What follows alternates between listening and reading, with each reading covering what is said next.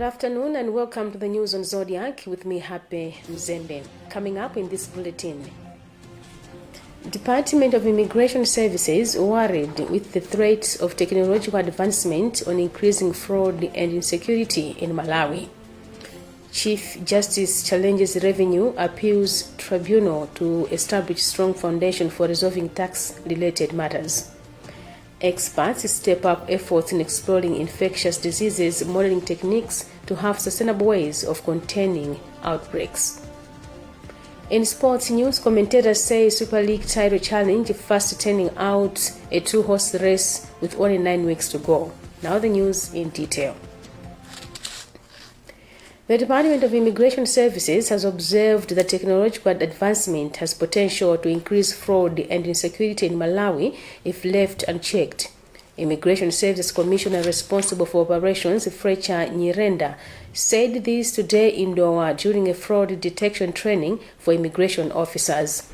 Nyirenda stressed on the need for immigration officers to be able to identify documents to enhance border and migration management. International Organization for Migration Chief of Mission Nomagugu Ncube said officials need capacity to separate fake documents from genuine ones. We have a report by Western Guta. The Immigration Department Commissioner for Operations, Fletcher Nyirenda, says oftentimes transnational crimes like money laundering, human trafficking and terrorism happen using these falsified documents, which makes it paramount for officers to have capacity to identify the documents. Very, very important, especially to the immigration officers. You know, the first line of defense in as far as the security of the country is concerned, because I think the immigration plays a critical role. Chief of Mission for the International Organization for Migration, IOM, Nomagugu Ncube, has stressed the need to create regular pathways that help people to move without challenges, but was quick to point out that knowing those that have entered the country and for what purpose is crucial for security reasons. We're supporting this training because we recognize and understand the importance the Department of Immigration plays in safeguarding the country's security. One of the immigration officers from Mloza border post in Mulanje, Caesar Sawerenkera, says he probably has cleared fake documents before without realizing. Therefore, the training will enable him to be able to identify the fake ones. This training is so much important in the sense that it will help us in identifying the original travel documents as well as identifying fake documents which are being used by various travelers across our borders in Malawi. Commissioner says besides security, SADC protocols on free movement entails that people and goods move freely to advance trade, but that should be done with consideration of legal processes. I'm Western Guta in Doha. Doctors at Kamuzu Central Hospital's orthopedic department say the facility is operating beyond its capacity due to a rise in road accidents, mainly involving Kapaza motorcycle taxi operators. Maureen Sabao, president of the Malawi Orthopedic Association, says the Lilongwe Institute of Orthopedic and Neurosurgery has a bed capacity of 65 but is currently accommodating 135 patients. Speaking at Kapaza Safety Awareness Campaign Grand Rally in Area 25 in Lilongwe, Sabao said most of the accidents involve young people aged between 15 and 29. Meanwhile, President of the Malawi Coalition for Kabaza Stakeholders Association, Moses Malabu, has asked the Parliament to change some laws concerning motorcycles as a way of reducing road accidents. The Malawi Electoral Commission (MEC) says it will work within the framework of the law in the National Voter Registration exercise expected to commence on 21st October in readiness for the next year's general elections. MEC chairperson Annabel Ntalimanja says this in response to concerns by political parties that the use of the national identity card as the sole identification for voter registration is likely to disfranchise many citizens. She says currently the body is ready to welcome and accommodate criticism regarding the process. She said this on Monday at Imponera in Doha during a review meeting of the pilot voter registration exercise with electoral stakeholders. In terms of MEC, we welcome constructive criticism constructive feedback because they are our stakeholders. And the reason we engage them is because we are in this process together. We collaborate with political parties as our stakeholders. And so if they have any feedback from the pilot voter registration, we welcome that. And we desire that feedback actually because we're going to use it. And even now, we already have some feedback that we're going to use as part of the review process. As we move towards the national registration exercise itself, I want to emphasize the commitment of MEC to work within the framework of the law. That is the first and foremost important thing. We work within the law and we continue to work within the framework of the law. Beyond that, we continue to be transparent in all our processes. MEC does not make any movement without engaging our stakeholders, and will continue to do that. Meanwhile, Head of Identity Management at National Registration Bureau, Mbawaka Mwakwawa, says they will do their part to register as many people as possible. In terms of readiness towards the general election in 2025, I think we have done a lot towards that. If you remember carefully, from 2023, we have been organizing the outreach registration exercises where we are registering those that may not have registered by then. So the exercise had run up to this year, 2024, in June. So if from the registrations that we have done, since 2016, when we commenced the national registration exercise plus the registration exercise that I'm talking about, we have registered about 12.2 million people in Malawi who are of 16 years and above. In the same vein, we have been printing the national identity cards for these people. If you remember carefully, this year we received about 1 million cards that we printed offshore. So we have also sent 2.2 million records to be printed for national ID.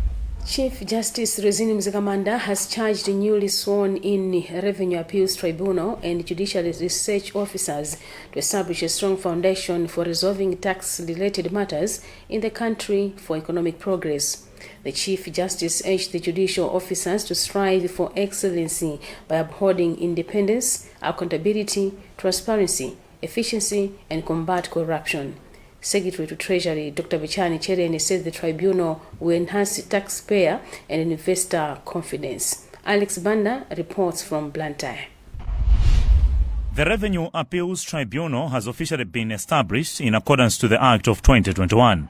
The court is now mandated to assess the related matters previously handled by the Malawi Revenue Authority, MRA. Chief Justice Rezini Mzigamanda has urged the tribunal to set a strong foundation for resolving these issues. We are seeing independence, we are seeing transparency, we are seeing accountability in the way that tax revenues are being processed.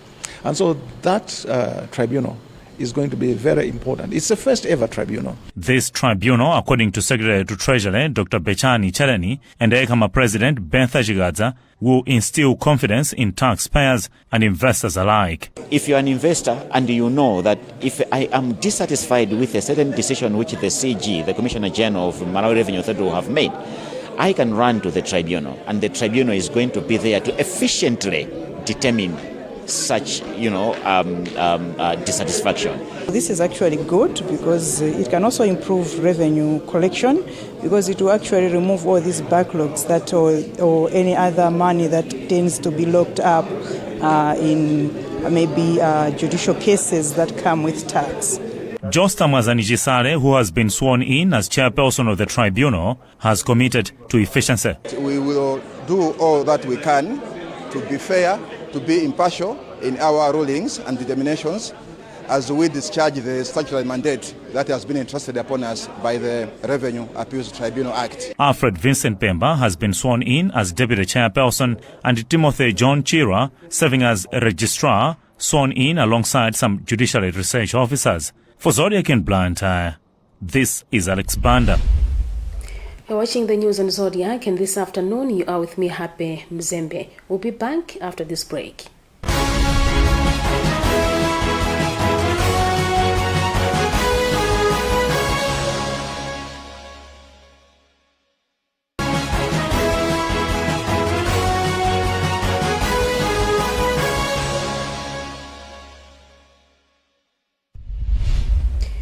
welcome back, and you're with me, Happy Mzembe. Policymakers and other health experts are being equipped with infectious diseases modeling techniques in order to have sustainable ways to contain outbreaks in the country. Principal Quality Management Officer in the Ministry of Health, Selemani Kondowe, hopes this will help in urgent management of diseases. As you know, year in, year out, we are hit by uncertainties, some infections, just like we had COVID. So this training is about to build capacity of officers to be able to predict infections. For instance, if we have COVID, we'll be able to know according to the trend how much maybe in the next 2 weeks, in the next year. Lucky Ngwira is the senior health economist at Kamuzu University of Health Sciences. We are burdened with a lot of diseases in Malawi, right from HIV, TB, and so forth. And because all these rely on having nice data and for people also to analyze it, this course is designed to help policymakers as well as the researchers and academicians to be able to analyze the models. For Zodiac, this is Christopher Sandy. Enlightened Christian Gathering Church, ECG, has for the first time moved its Salvation Festival to Lilongwe, saying it wants to give people in the city easy access to attend the event. The event, taking place this Saturday at BICC in Lilongwe, has been held in the Lakeshore district of Salima in the past years. The announcement was made by ECG founder and leader Prophet Shepherd Bushiri, who estimates that people from about 50 countries will attend the event in person. This ceremony happens every year and at the very same period like we are doing it in this month of September. I would like also to make mention that the main reason of this program is not just only to have celebration of our salvation. It is also a period of reflection where we as believers do reflect of ourselves and also seek the face of God for forgiveness as well as purification. One of the delegates and a representative from Denmark, Pastor Rose Mzwimbi, says this is an opportunity for her to confirm her salvation. We now turn to sports news.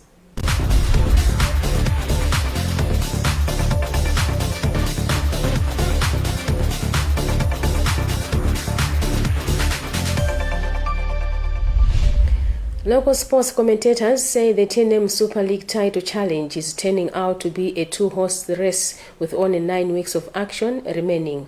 The analysts Christopher Njeula and Henry Gome both agree that looking at the current status of the league, Silver Strikers and Mighty Mukuru Wanderers are now going for the title, but the bankers have an upper hand. The Central Bankers are leading the standings with 48 points, 7 ahead of second-placed Wanderers. Brett Kanyama has filed this report. With 9 weeks remaining to wrap up the 2024 TNM Super League season, two teams are looking likely to fight for the title. Silver Strikers and Blantyre-based outfit Mighty Mukuru Wanderers are the favourites according to sports commentators Christopher Njeula and Henry Gome. Their argument is based on the performance of the two teams so far and the points difference between them. For instance, Njeula says with the bankers yet to lose and are leading the standings, they are the favourites to win the title, but they will face resistance from the Nomads, who are also eyeing the championship. Mathematically, the other teams can actually grab the title, but we are being realistic from an experience point of view on how teams actually fare when it comes to the second round. Not many teams would wish to drop points, especially when we look at the opponents that these teams will play against. On his part, Gome says with experience of winning the league title, Silver and Wanderers are the clear favourites to fight for the championship. The gap that is there between the two teams, if you look at Wanderers and Silver Strikers, the gap is just 7 points. But then if you look at the other teams, for example, Zulu City Hammers or Great Sporting Club who are coming a bit closer, you can actually see that the gap is too wide. We're talking of about 14 points. And again, we also look at the consistency of the teams to say that will they be able to get to where Super Strikers are. After week 21 of action, the Central Bankers are on top of the TNM Super League standings with 48 points, 7 ahead of the Lalduban Boys, who are coming second. Meanwhile, Silver Strikers coach Peter Mponda has openly said his team is winning the league this season. For Zodiac, this is Bright Kanyama.